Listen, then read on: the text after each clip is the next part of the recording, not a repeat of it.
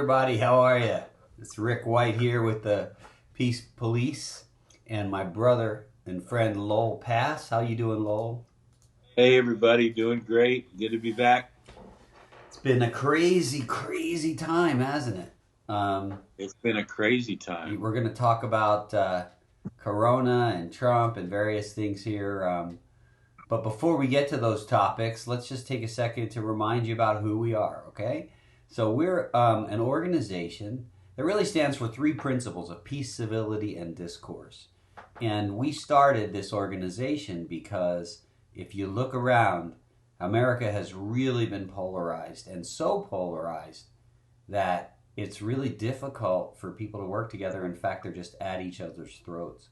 And Lowell, you saw this whole concept in kind of a dream where we're at each other's throats. Why don't you talk about that real quick? Yeah, it was almost 2 years ago, and I called you up in the latter part of June, and we started this thing July 4th officially. 2 years ago. 2 years ago, Yeah. yeah. And I had called you after having this successive, or what they call recurrent, current dreams, the same dream 3 nights in a row. And basically, I said, this must be something trying to message me, God, or something, Right. trying to tell me. And I had seen in these dreams that people were so violent near the election times that they were pushing each other, being violent, destructive, no civility at all, no peace. It was like people have come totally unhinged. It's gotten dangerous. Right. And I called you up and I said, man, these dreams are crazy. But in these dreams, I seen these other people, a small group of people, but would get in the middle of these and calm them down and say, and basically they said on their shirts and their apparel, peace police. Yeah. I saw it very clearly. And they were telling both sides, the left, the right, the conservatives, the liberals, knock it off. I mean, what we're supposed to be able to do is to be able to talk about things, be fellow Americans, respect one another, and still have peace, civility, and discourse Right. like we are Americans. And we've lost all that. We're getting to the point of an unhinged breakdown, a civil war, if you will. So I called you up and I said, listen, for people to do nothing, I don't know if what we do will ever make an impact, but it will be the right thing to do, that's for sure. Because even there's a biblical verse that says, blessed are the peacemakers, Right. for they shall be called the children of God. And so we talked about it, and you came up with a fantastic logo for us, which you're good at that, and also the song on iTunes, which is available, which is the Peace Police. Spread the peace, stop the hate, and everybody needs to hear that and see it. Yeah. And we checked on that website, and you checked the names, and it was available, Peace Police, which we now have as a registered trademark. So I don't believe things are going to get any less stressful over the next 10 months, especially now with the virus and all kinds of things going on. But the election coming up in November, and win or lose, I don't think in the 4 or 5 years after that, people are going to just calm down. Right. Unless some people rise up and say enough is enough. And so that's what we've done. We started a new peace movement. It's not a big jump to get in it. It's just that you agree with three core values. And so we're off and running with this. Yeah, that's right. No, it's been great. It's been a couple of years, and it's forced us to, or not forced us, but it's allowed us to talk about current events, and we're always talking about that stuff anyway. And I think it's been really helpful, and I'm excited about where it's going. And if you look at what's going on today with Trump and Corona and the Republicans and the Democrats and stuff, we have seen some coming together, some working together. I tell you, it's unfortunate that it takes something this crazy Serious, yeah. and you're gonna my politics is gonna show a little bit here, so I apologize, but it takes something like this before Pelosi and some of the Democrats could even say anything positive about the Yeah. administration. Well, we've seen a history of that the last 3 years. Yeah, they never, and so I guess there's always going to be, unfortunately, this current undercurrent of just sniping. But I think I feel like it's been a little bit less recently, and there's been a little At bit, least the last 2 or 3 weeks, a yeah. little bit, and it again feels bad that it takes something like this. But here's what we know, right? Is that the only answer is for people to start working together. I don't know if it'll ever happen on a massive way with the Republicans and the Democrats as these parties currently stand, because there's just so much hatred for Trump. But at least it's moving that direction a little bit. And what we can do as a people is celebrate that, continue to push in that direction, make it so that we're a voice, Yeah. because there are too many people that don't want it to work out. They want, they're just. Yeah, and those fringe elements, we're never going to change. The 5% on the far left, the far right, that we just as soon kill the other side. Oh, yeah. We're not into that, and we're just trying to touch the 70% in the middle. Yeah. And I think that the message is starting to get out in some ways. Sometimes it takes an event like what's going on right now. That's right. Like after 9/11, I hate to say it, but we were more unified then. Right. And then politics doesn't seem that important when you're talking about your very survival. Yes. And it's not a time for political pandering or blame transference or pointing fingers, any of that stuff. And I still see it from even some of my friends, but I say, look, knock it off. I mean, if you want to do some comparisons, we can go back to the N1H1 virus and all that stuff, and there was never this kind of craziness going on. So something has definitely happened because of who's in office right now. And I like at least the fact that many of them are toning it down on both sides. Yes, and that's an important thing, and it's we're gonna call out bad stuff when we see it, but we're gonna call out the good stuff, and I want to keep doing that. A separate or a different angle on this topic, and for those of you who know us, you know that we kind of come from a Christian evangelical background. We were both pastors in the past and things like this, and we have another broadcast we do that focuses more on faith, so we don't talk about that too much on this one, but I would just want to bring up that, first of all, if you are shaken to your core because you think this is the end, or this is a plague, or this is going to get worse and worse, then I would just encourage you with the following words, and that's this. We're all going to go, okay? And if you're 20 or 25... Can't escape it. You think that it's going to be forever. And I still feel like I'm 25 or 14 or whatever in my brain. So it feels like yesterday for me. And now I'm 57. So you think, how could that happen?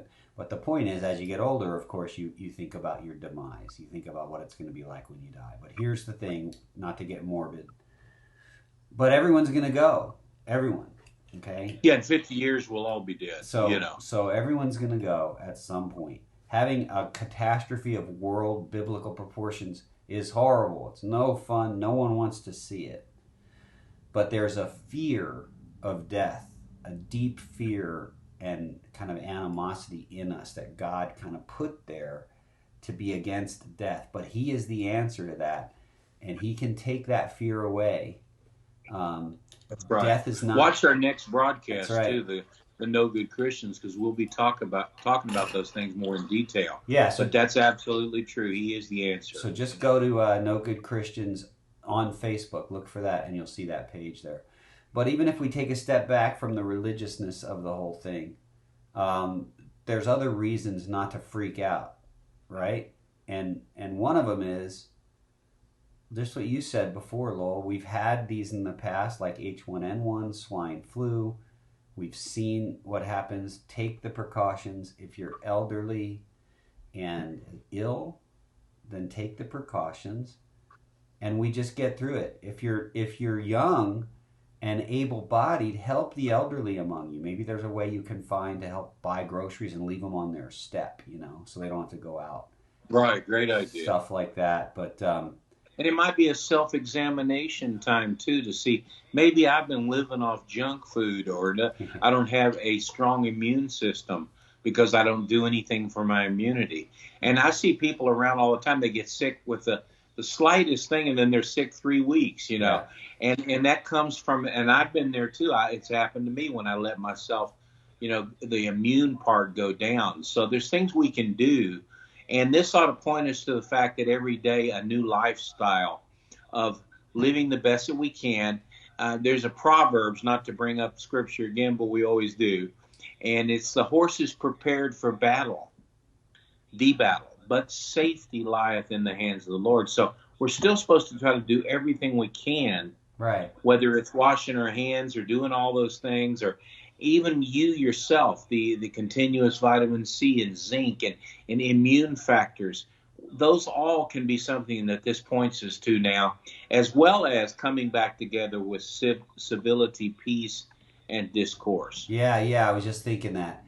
Um, you have to look at the bright side of situations, and if there's an upside to this, it could be that we as Americans and as humans come together more and think about eternal things more than the tyranny of the immediate moment.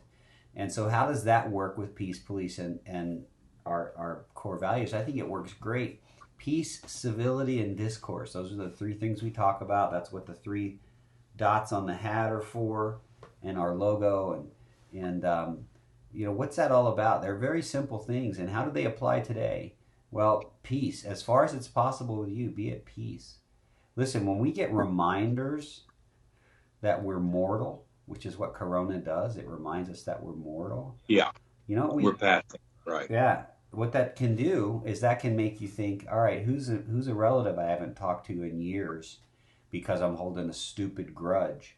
Maybe that's a benefit, or the peace part that can come out of something like coronavirus. As you look around and say, maybe there's an aunt who's 75 and I haven't talked to her in a long time because she said something to me years ago. I know that sounds weird to some people, but I'm an Italian from New Jersey, and man, we've perfected the art of keeping grudges in my family. People just do it. I mean, we can write books on how to. It's very American how to hold a grudge, right? So maybe now's a good time to just reflect and say, all right, so what? We're on different sides of the political spectrum. Let's be at peace. Let's make peace. I know that we've been mad at each other. Let's make peace, and let's be civil. Let's not call each other names. God. And if we can't talk about it, we can't discuss it. We can't have discourse. Let's still have peace, because that's right. We don't have to agree on everything to love each other. Yeah, it's funny. It's weird, Lowell, but the three core values that we picked, it's so cool how they fit. There's peace, civility, and discourse. First of all, be at peace. Decide in your heart you're going to be at peace with someone. Then speak to them politely. Be civil. Don't call names. Okay? That's simple. Stop doing the cheap shots. And then there's discourse. They actually flow together. And they flow in that direction. And I think it really fits. So the civility part is, listen, we're all looking at this virus. We're all dealing with stuff. Let's drop the names. Let's not call people libtards or Nazis or whatever. Let's just drop that and say we're humans and we're trying to get through this. And then discourse. Let's talk about it. Let's talk about whatever we need to talk about. We're allowed to talk. In fact, that's the beauty of being a human. It's what separates us. And Rick, one of the things I've enjoyed about knowing you for 3.5, 4 decades is that we always enjoy a good discussion with anyone, right? Both sides of it. In fact, when you're talking about healthy debate and discourse, you and I have always taken the position that I can take either side and argue it. You need to know what the other side believes before you can figure out what you really believe and why you believe it. You need to figure out what everyone believes. So instead of just cutting people off and then going for the ad hominem attack, the personal attacks, or the lowering that to just, hey, you're a scum or whatever, let's see if we can fight our way back to actually an interesting part of your life is being able to discuss things and refine your positions based upon everything you learn instead of just the propaganda you're hearing. And speaking of propaganda, we're being pushed in a way we never have before by the media. That's right. To fight, to hate each other, all the crazy lies and conflicting information and all this stuff to push us, even now in this virus, like to manipulate us to a fever pitch of fear. Right. And I got to tell you something. There are things that happened recently, even under the Obama administration with the swine flu. 60 million people were infected. Right. And they say up to 18,000 died before they even mentioned it in the media. Right. And yet it was a serious thing worldwide. And it was just another one of the many viruses that come out that cross over to humans. Yeah. And yet this seems to be amped up 100-fold. We're not going to get into the discussion of why, because none of us know, but we know that the reaction people are having is being triggered into fear. Yeah, and that's one thing we don't need. It's hard. You're right. What's confusing about it, Lowell, is one of two things are possible. One is that it's worse than they're telling us, and the other is that it's better. I thought about that. Yeah. Yeah, and the other is that it's better than they're telling us. Can you still hear me? Yeah. Yes. And it's kind of hard to decide which one of those is true, because I don't think the government would want to instill panic in people. The government wouldn't. But we got no, the government's not the problem there. Yeah, right? But we got to realize that what we hear from the government comes through the media. We don't have a direct line. Right, it's filtered through. It still comes through what we hear, and this is why you got to be careful. This is one of the core things about the peace police, is you have to be careful when people tell you about other people, because they have an agenda. And if they're telling you about this person, it's almost like the TV stations become like gossips. They tell bad stories on each other. They pick the word the MSNBC picks the worst things about conservatives and Trump and puts them up there and makes him look like an idiot, right? And Fox and some of the others, because they have to cater to their people. They're gonna paint Pelosi, especially if you get on one of the opinion shows like Hannity and stuff, which I love. I love those guys, but still, they cross the line. They cross the lines that we're talking about here.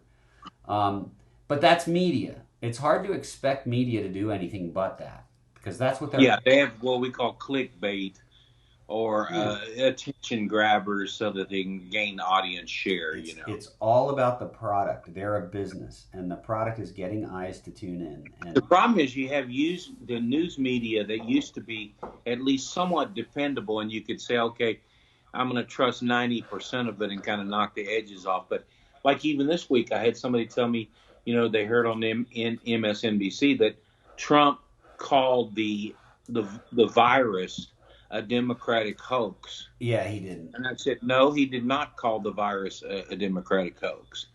What he did is he said that the media is politicizing it, yes, to the point of having an effect on our elections and on him and so on, which is a truth.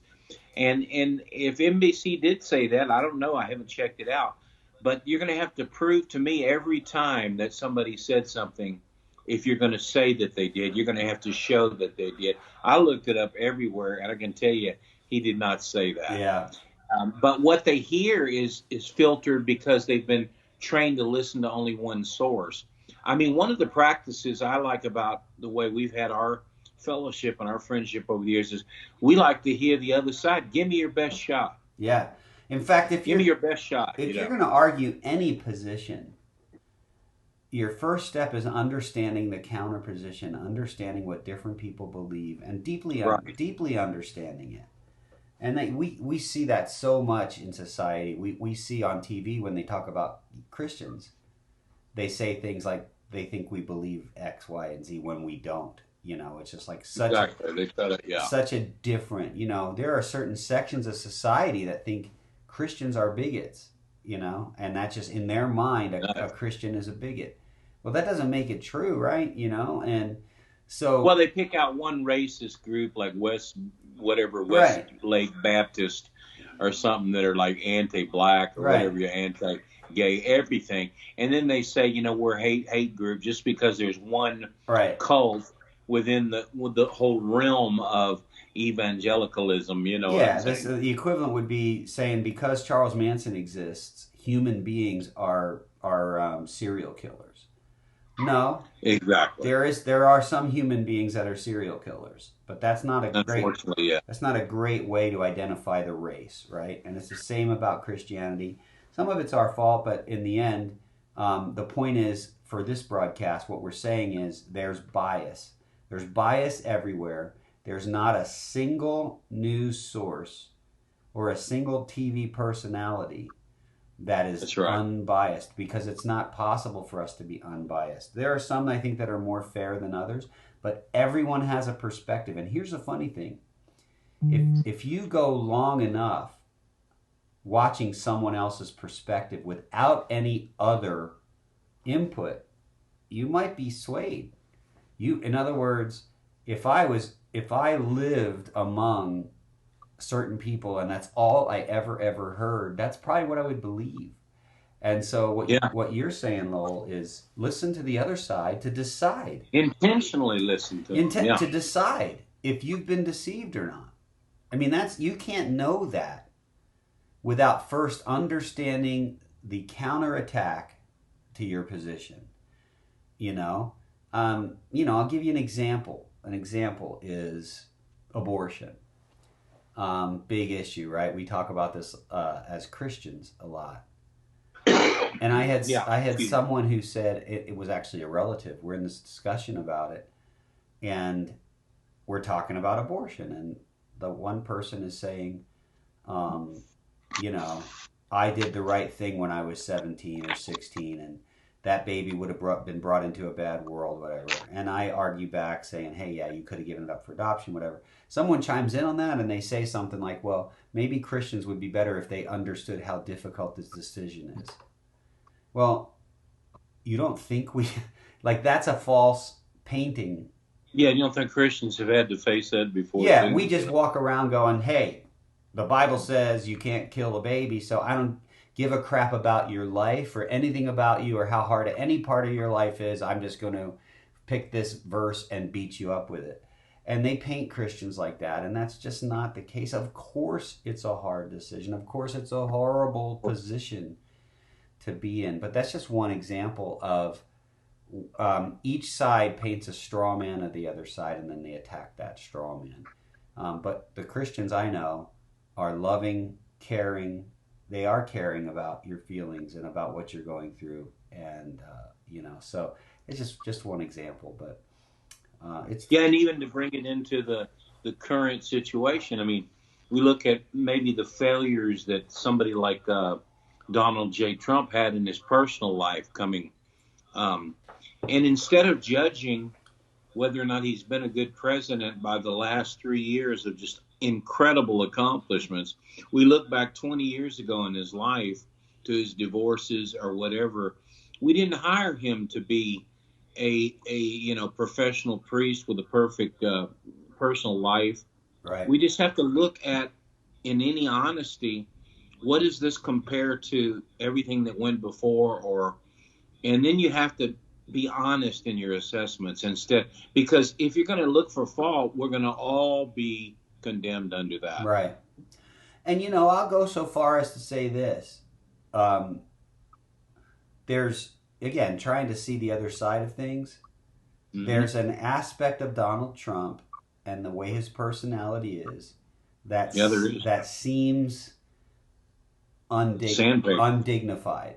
And there's a certain dignity of the presidential office that people look at it and they say, he's just not that dignified of a person. Like, he's not a professional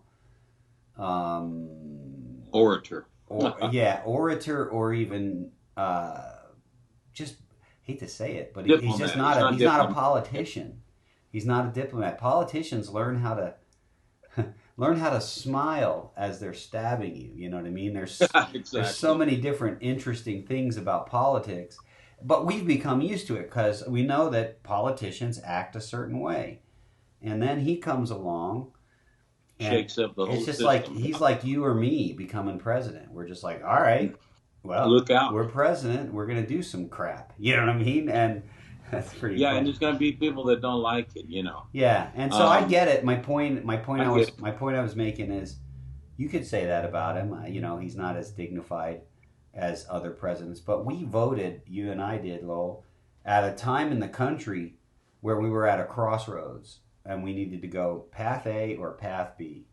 We didn't have a path C. We didn't have like a dignified orator who was also very conservative and going to help some things, and saw the same problems that you and I see. What we had was a businessman who said, I can fix this, and I've done it before, and here's how I can do it, and that's what we did. And I've talked about that. When you go to get a colonoscopy, you don't want to. Good analogy, yeah. You don't ask the colonoscopy doctor, the GI. Usually, the guy I've gone to in the past, like GI surgeons. These guys are like surgeons, right? They're brilliant at what they do. You don't ask him how he feels about Russia. You don't ask him how. Or are you a Muslim? Are you Yeah, you don't ask him about his faith. You don't ask him whether he's pro-life or pro-choice. You ask him. You do research to find out if he has the ability to do the job. And that's right. And that's why we picked Trump, because he had the ability to do a very specific. And to tell you the truth, job. with and not to put a plug in for this, but it's just a reality. The way, from my perspective, based on the 3 years I've seen so far, I'd much rather be dealing with this crisis with Trump and his crisis management experience for 38 years than someone who's promised stuff for 40 years and got nothing done. And, and there's a question of whether or not he's even mentally stable, who might be the opponent of Trump. I'm not going to take that chance. I'm going to look at the 3 years and say, something, I might not like the way he talks to people. He calls some people fatty or whatever. But we're steering a great ocean liner into a storm. Right. And this guy has driven ocean liners into storms before. That's right. So that's how I'm looking at it, just like the analogy you gave. That's how you have to look at it. If you're going to nitpick perfection, you're not going to find anyone. It comes down to a binary choice. Well, and every president has had personal failings because they're all human. And it's just funny how society forgets and forgives the failings of certain people, but not others. Yeah. And that's just the hypocrisy that's part of being a human. Kennedy had mistresses. There's all kinds of stuff there, and it's just the way it is, right? Trump just doesn't play the game, and because he doesn't play the game, all his crap is just out there for people to see. But, not to make this a Trump thing, the point we're trying to make is we have to begin to change the way we deal with politics, with people on the other side. This is why the Peace Police exists. We have to first look at people as, at least on one level, brothers and sisters in the human race. They're humans, they're people. People that have kids and wives and jobs and struggles and mental illness and physical illness, and they're on meds, and they got, legal whatever. They're a human with all this crap that makes us human. They're all of that. And one part of their lives, we believe differently than them. From our perspective, it may look like they're deceived or they haven't figured stuff out, and we think we're right. Okay, and that's fine. In that one area, that's fine. But why would we throw away every other aspect of relationship? That's nonsense, yeah. But it's what we do. In fact, it's evil. It's evil. It's evil to start categorizing people to the point where you just cast them off, throw them overboard. You're done. I'm dead to you. I have no time for you. There's nothing I can do for you because you believe a certain way, so get away from me. That's never the way we're supposed to be, It's about people and relationships. You can talk about issues, and when someone is public and says an issue, you can talk about issues. But as we've tried to say, never take that down to the human, to the man. Right, exactly. Because it's just it's not right, and it's going to cause a lot of problems. So that's our, we've been talking here for about a half hour, but that's our view here at the Peace Police. We try our best to abide, but we're human too. Sometimes we lose it even, but we do our best. We have to check ourselves, but remember, and I think as a parting word today, and I finish it up, Rick, after this, but everybody, let's just calm down. Right. Love one another and realize that everybody else has challenges, even some challenges you don't have. And in these times, even the elderly and people like that, let's consider people other than just ourselves. And let's try to get back to a type of civility which will guide us through these trying times. And who knows what will happen. A month from now, we may be looking with 20,000 people died from this or whatever. Or we may be in 3 months looking at, oh, well, thank goodness that passed. Yeah. But in either case, we need to follow these principles and work together to get this done, you know. That's exactly right. Those are good parting words. So that is our word for you this week. We're in the midst of a kind of a crazy national, actually it's not national, world crisis all over the world with this virus. Crisis. Like you said, Lowell, we don't know whether 30 days from now we'll be saying, wow, we dodged a bullet, or we're in the midst of others dying. Either one of those is possible. Interesting thing, the president designated today, Sunday, as a day of prayer. On our next broadcast, yes, we'll actually pray on our next broadcast to honor that. But on this broadcast, I would just tell you, whatever you believe, you know, if you believe in God, I would encourage you to pray, because it is a day of prayer. And there are people who are suffering today, not just from corona, COVID-19, but from all kinds of things, you know, cancer and lung respiratory problems and diabetes and all these things that people are suffering. But specifically, let's target our prayers this day on helping us all get through this virus. Remember, spread the peace, stop the hate. Let's work together before it's too late, even especially in these times when there's sickness. Let's find a way to work together, okay? That's our broadcast for this week. Thanks a lot, everybody.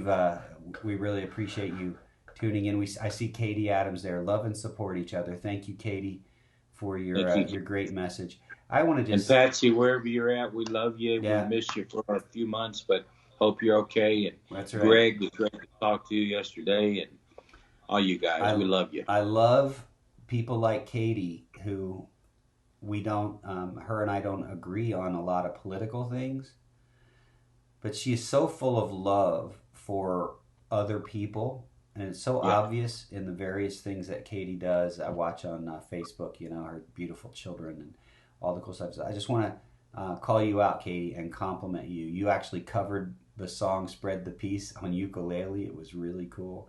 We'll post a link to that.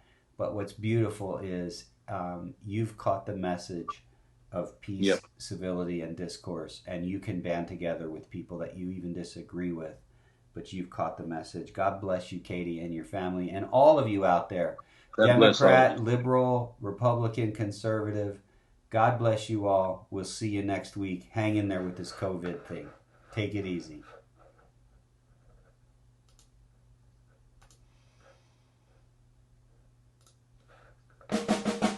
Spread the peace, stop the hate. Let's work together before it's too late. Spread the peace, stop the hate. Let's work together before it's too late. Spread the peace, stop the hate. Let's work together before it's too late. Spread the peace, stop the hate. Let's work together before it's too late.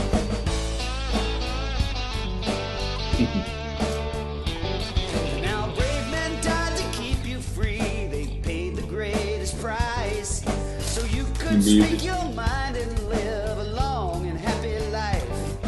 But I turn on the news and see us fighting with each other. These hateful attitudes are turning